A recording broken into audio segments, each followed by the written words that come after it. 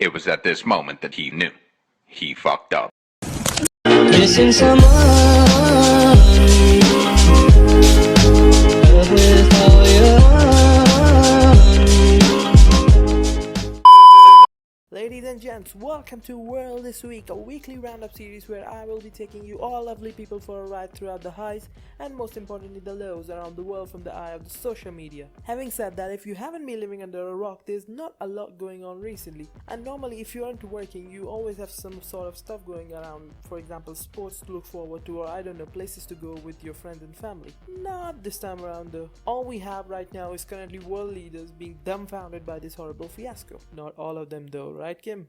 The worst of them all up till now has been Donald Trump, or as Prime Minister Modi likes to call him, President of the United States of America, Mr. Donald Trump.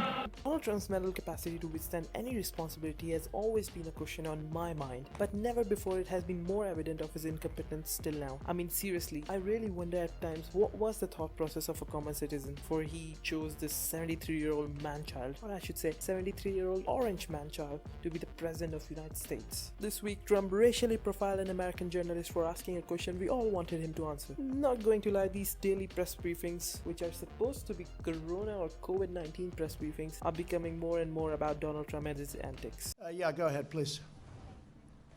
Said many times that the U.S. is doing far better than any other country when it comes to testing. Yes.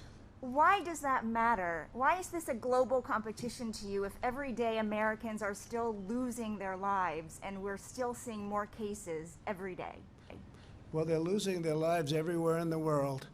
And maybe that's a question you should ask China. Donald Trump. Bloody hell, she doesn't even look like a... Okay, never mind, let's not go there. I mean, who are his advisors and why aren't they chipping in when he does such senseless stuff? He's supposed to be the most powerful person on the planet. One thing he's really good at is his mastery in diversions. The way he manipulates the media and somehow diverts their attention from one very sensitive topic to another baseless petty issue is a thing of beauty. With the presidential election looming at the end of this year, I really feel Trump has massively bottled things. I mean, this could have been his high point after all the mayhem that has been going on under his governance for the last couple of years, and the way he has dealt with this entire COVID situation is a complete joke. Speaking of jokes, where do I even start with this one? I mean, I have seen death announcements that have gone better than this botched announcement Boris Johnson made during the week. In a televised address on Sunday, he said that everyone who was unable to work from home, such as construction and factory workers, were now actively encouraged, his words, to return to work. However, should try as much as they can to stay at home.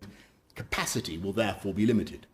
So, work from home if you can, but you should go to work if you can't work from home. What do you want them to do? I mean, get a grip of things. You want them people to go out, take a bold step and ask them to go and work. You want them to stay, impose a proper lockdown, ask them to stay home and stay safe. You can't be pleasing everyone else, and trust me, while you're doing so, you're only highlighting how much of a failure your entire approach has been. While during his entire speech, he had this alert level measurement thingy, which I'm not going to lie, seems like a rip-off from a Nando's Peri Peri menu. If I really try hard to make some sense of it, I think I understand where he could possibly come from. Currently, the world economies are crippling down from the lockdowns, and I think the common man is feeling the full wrath of it. But with no end in sight to this pandemic, I think it's very senseless to keep everything shut. It will be only about time when people will start dying from hunger and depression rather than the coronavirus itself. To think of it, we have to find a way of living with the virus rather than just shutting everything down until there is a vaccine, because let's just assume, what if there isn't a vaccine?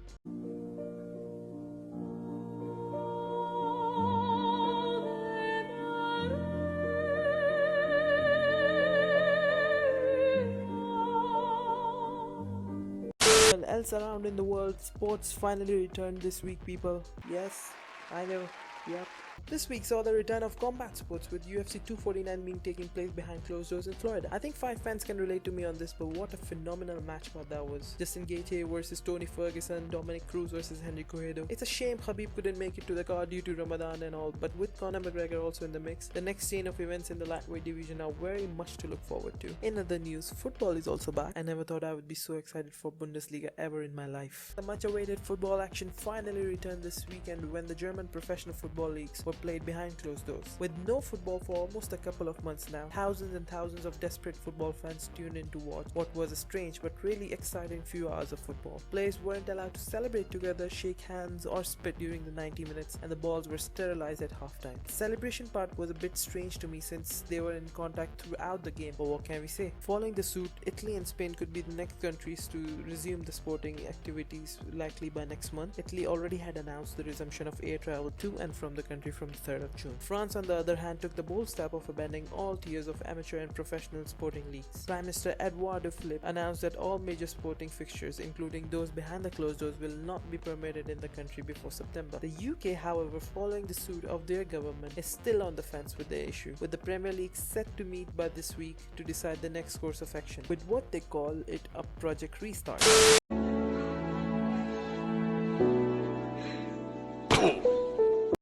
Lastly, Saudi Arabia this week announced that there will be a complete lockdown during the 4-day Eid holidays, which means everyone stays at home, no celebrations, nothing. That certainly meant that you could not be meeting your loved ones outside your household as well. That really made me realize over how weird things have been over the last few months, and I don't mean the living conditions and the restrictions and the curfews, I mean the people themselves, the fear that has settled into our hearts. I saw this person the other day who I know for a very long time, and he was coughing, and I'm pretty sure that was just an ordinary cough, and for some reason these lot popped in my head.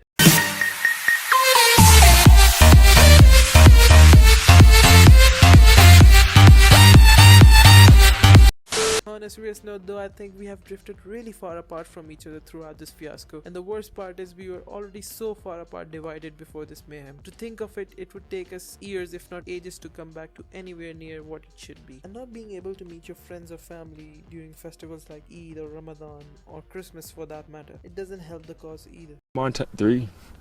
Oh my god. Oh my god. Oh no, I ain't messing with you. Oh no. Oh no.